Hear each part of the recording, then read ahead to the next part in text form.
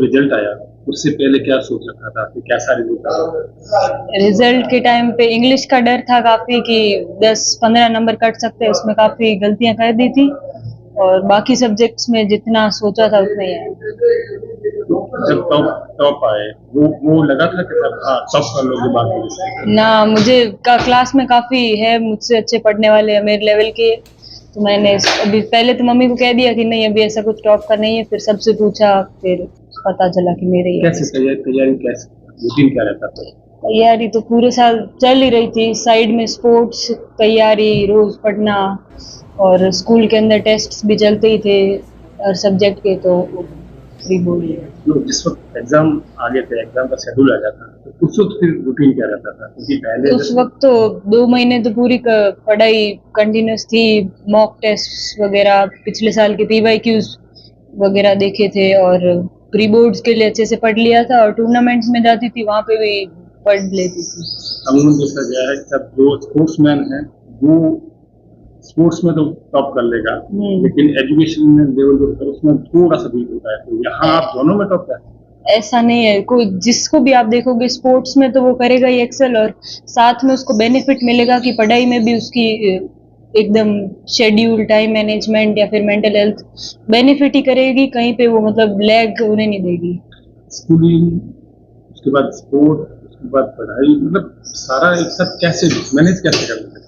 ऐसे अलग से टाइम निकालने का ऐसा होता नहीं था, सब में रुचि थी तो सब होता गया। कैसे कैसे देखो 12 घंटे 24 घंटे होते हैं, 24 के स्कूल में ही प्रैक्टिस तो करवा देते थे हमारे कोच, 2 घंटे स्कूल में रुक के प्रैक्टिस कर लेते थे, स्कूल से वापस सेकंड राउंड में घर आते थे, 2-3 घंटे सो लिए, एक आधा घंटा टीवी फोन वगैरह देख लिया, फिर पढ़ाई कर लेते थे और स्कूल में जो टेस्ट होता था उसकी अच्छे से प्रिपरेशन कर ली तो आ गया।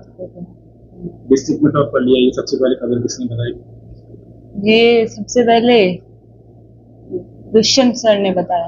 अच्छा, और आपने फिर ये बात सबसे पहले शेयर किससे? मैंने सबसे पहले मम्मी पापा को ही बताया, मम्मी पापा खुश हुए, फिर दोस्तों को फोन करके बताया, टीचर्स को।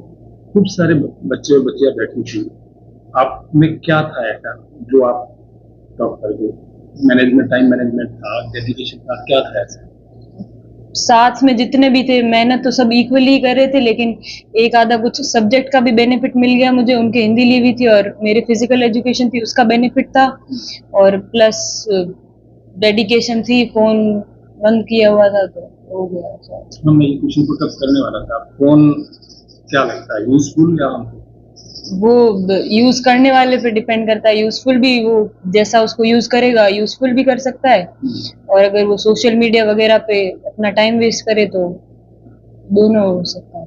क्या सोच रखा है, क्या बनना है, क्या करना है, लक्ष्य क्या है? अभी मैं सीयूईटी का एग्जाम दूंगी, फिर डीयू कॉलेज सोच रखा है, एम वही है, बीए करके साथ में सिविल सर्विसेज यूपीएससी आईएएस वगैरह। यूपीएससी को लेकर कोई है पहले से रोल मॉडल थे, हाँ उसके जैसे बनना है, या बाड़मेर से या कोई बाहर है? बाड़मेर से अभी कल ही एक जाखड़, हाँ उनकी कल ही सुनी थी उनके बारे में, तो ऐसे मोटिवेशन तो बहुत।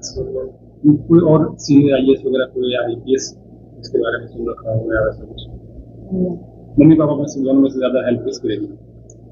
दोनों की बराबर ही हेल्प है, मम्मी घर पे रहती है तो मम्मी की हो जाती है और पापा को कम टाइम मिल रहा है तो पर सपोर्ट तो दोनों का ही है।